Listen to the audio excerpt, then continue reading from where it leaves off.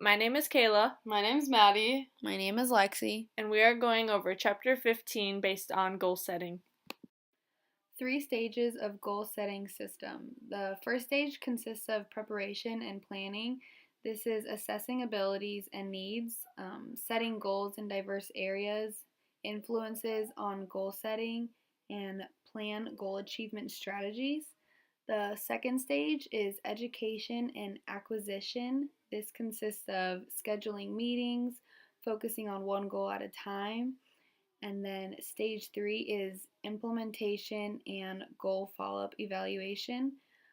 This consists of goal evaluation procedures, providing support and encouragement, and planning for goal reevaluation. How to set SMART goals. SMART goals are specific, measurable, attainable, relevant, and timely goals. Specific goals should indicate precisely what is to be done. You should avoid general and vague statements. Measurable goals should be quantifiable and/or tangible. Establish concrete criteria for measuring progress. Attainable goals should be difficult enough to challenge the participant, yet realistic enough that they can be achieved.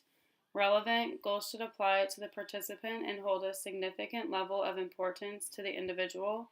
There should be a personal why behind wanting to achieve the allotted goal. Timely goals should be grounded within a time frame. This creates a sense of urgency, thus increasing focus and motivation. Long and short-term goals. A long-term goal is a goal that will be achieved over a long period of time. The length is months or years. Example, achieving a national championship. A short-term goal is a goal that will be obtained in a short period of time, length days, weeks. Example, winning tournaments throughout the year. It is important to set both long-term and short-term goals. Focusing only on long-term goals does not improve performance. A strictly long-term approach can be overwhelming and lead to discouragement in the long run if it's not linked with short-term goals. On the slide, we put a staircase, and the staircase is like a long-term goal, and then you can imagine a short-term goal as like each step. There are 2 different types of goals, one being subjective and one being objective. A subjective goal is what a person is trying to get out of what they're participating in. For an example, it is when I go play a pickup basketball game with my friends and I'm just going there to have fun and enjoy my time with them instead of me trying to win the game as my goal. Objective goals are performing at a certain standard that you are held to. There are 3 different objective goals. They are outcome, performance, and process goals. Outcome goals focus on a competitive result, for example, like winning a game. Performance goals focus on achieving standards or performance objectives independently of other competitors, for example, running a mile in less than 7 minutes. Process goals focus on the actions an individual must engage in during performance to execute or perform well. For example, keeping arms bent at a 90-degree angle while running. Direct mechanistic view of goal setting. Goals that influence performance in one of 4 ways. One way is to direct attention to important elements of the skill being performed. Another way is to mobilize performer efforts. And another way is to prolong performer persistence. Then another is to foster development of new learning strategies. Indirect thought process view states that goal settings work because outcome, performance, and process goals influence behavior indirectly by affecting important psychological factors like confidence and anxiety. For example, a runner who learned to set performance goals that were high compared to runners that were setting goals that were low and had bad goal setting abilities learned that the strategy of setting performance goals showed less anxiety and had higher confidence. When focusing on group goals, there are 4 different types of goals in teams and groups. One is an individual member's goal for the team itself. An example of this is to get the team through a season without drama. by being a leader and a role model for the individuals around them. A team member's goal for themselves would be like when their goal is to have less than 10 strikeouts during the season or to be consistent in executing their job.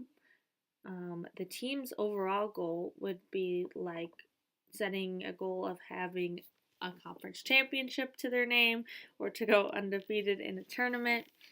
And then the fourth and final one is the team's goal for an individual member of the team. And the example of this is to help the freshmen acclimate to the college atmosphere and get used to the new roles, because it can sometimes be really hard for freshmen to understand what their job is. Pros and cons of goal setting. Some pros are setting goals that motivate you to achieve them, setting goals that progresses you in life and keeps you focused. Some cons are setting too many goals at one time, overwhelming yourself, and failure to set reasonable goals, making them unattainable, setting outcome goals rather than progress goals to get to your outcome goal, and also goal setting it can be stressful and overwhelming for people. Now we are going to go over goals in life, society, and sports. An example of a goal in life is somebody wanting to obtain a college degree or obtain a dream job of theirs. So in our examples, we have UIC pictured as we are getting our degree at UIC, and having somebody have a dream job of becoming a professional baseball player as Mike Trout is pictured. Goals in sport, making the varsity team in high school. In our example, we have someone making the varsity football team, and then we have getting a D1 scholarship to play in college. For example, we have someone signing their national letter of intent, and then winning a national championship. And then we have, in our example, the Florida State softball team winning the national championship last year.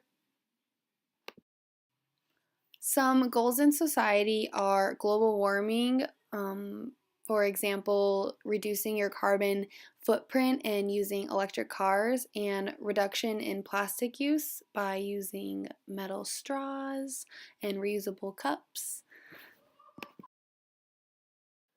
So, when finding an outside source related to goal setting, we found a journal article written by Locke and Latham.